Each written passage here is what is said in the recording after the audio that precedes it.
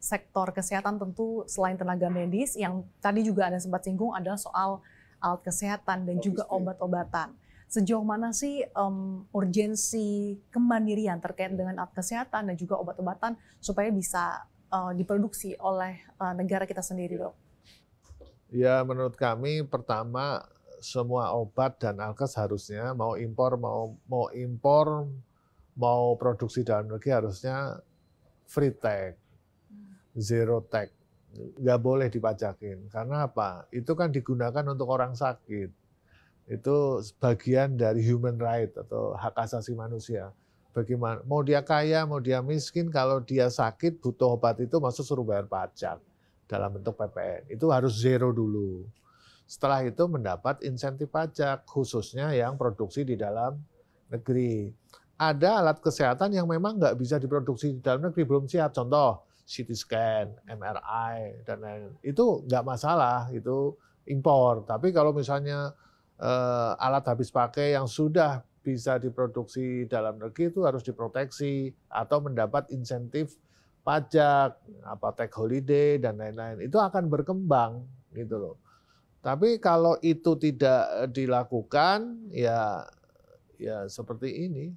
Malah kita lebih senang impor padahal dalam negeri sudah bisa produksi. Boleh impor bagi yang dalam negeri belum bisa produksi. Tapi kalau yang sudah bisa produksi harus beli di dalam negeri, bahkan harus diberikan insentif seperti di Malaysia sama, mereka zero pajak juga seperti itu.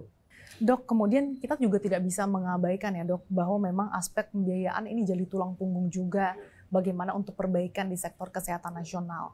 Apakah pandangan Anda skema pembiayaan seperti BPJS Kesehatan yang ada saat ini sudah cukup mendukung prinsip ketahanan kesehatan nasional, Dok? Ya, menurut kami ya secara makro, berapapun biaya untuk BPJS akan kurang kalau tadi promotif preventifnya tidak jalan. Tapi kita berbicara pada pembiayaan JKN ya, BPJS.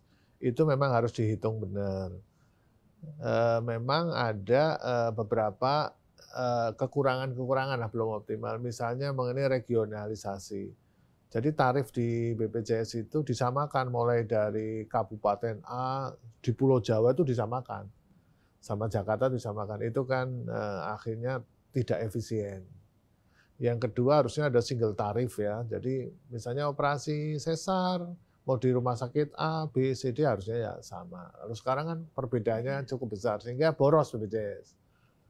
Yang ketiga harus masyarakat juga harus dibebani. Di luar kelas 3 ya, kelas 3 oke lah free. Harus dibebani namanya resiko pribadi. Orang kita asuransi mobil juga ada resiko pribadi kan. Nah sampai hari ini tidak ada itu. Tidak ada resiko pribadi atau cost sharing ya. Kalau masyarakat tidak ada cost sharing, dia akan seenaknya sendiri nggak menjaga kesehatan. Ada orang batuk nggak pakai masker. Tapi kalau dia punya resiko sendiri, cost sharing, dia akan menjaga.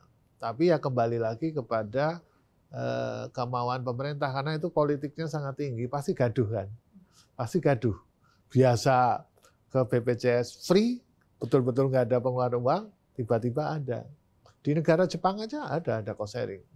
Sekitar 20-30%. Oke. Ya, tapi kita bisa mencontoh nggak sih Dok negara-negara lain untuk cost sharing? Kalau pemerintah berani mengambil resiko politik, itu nggak ada masalah. Karena itu agar masyarakat juga ikut menjaga dirinya sendiri gitu loh. Kalau sekarang pegel-pegel aja ke dokter gitu loh kan. Panas-panas sedikit ke dokter, itu kan jadinya BPJS jadi pengeluarannya banyak. Nah, kemudian dengan sistem tarif yang dilakukan oleh BPJS ini memang ada beberapa resiko. Resiko pertama, perkembangan teknologi kita akan terhambat karena rumah sakit cenderung memilih alat-alat kesehatan yang paling murah. Gitu loh. Misalnya CT scan lah. CT scan mau 16 slash, 32 sampai 300 slash kan harganya sama. Dibikin sama. Sehingga itu akan mengurangi teknologi kedokteran kita. Sistem operasi harusnya pakai laparoskopi, sudah canggih ya, pakai robot gitu loh. Sekarang ditinggalkan ke manual lagi. Karena apa? Karena tarifnya tidak cukup. Nah, perlu dihitung dengan baik berdasarkan real cost. Misalnya paling tidak nih, sekarang kan menurut pandangan kami, tarif BPJS itu sekarang hanya 40 sampai 60% lah dari tarif real. Kalau bisa dinaikkan mendekati 80% itu sudah luar biasa, walaupun tidak 100% ya. Karena ini kan volumenya kan gitu. Nah, tarif BPJS ini perlu dikaji ulang gitu loh. Kalau BPJS baik, sebagian sudah selesai. Karena kuratif sudah selesai kan. Tinggal pemerintah fokus pada promotif preventif. Nggak usah ngurusi kuratif lagi, orang udah ada yang nyelesain. Jadi fokus ini harus diubah ya dok ya? Ubah. Seorang Menteri Kesehatan sekarang itu sebenarnya sangat dibantu oleh BPJS. Kalau BPJS-nya baik.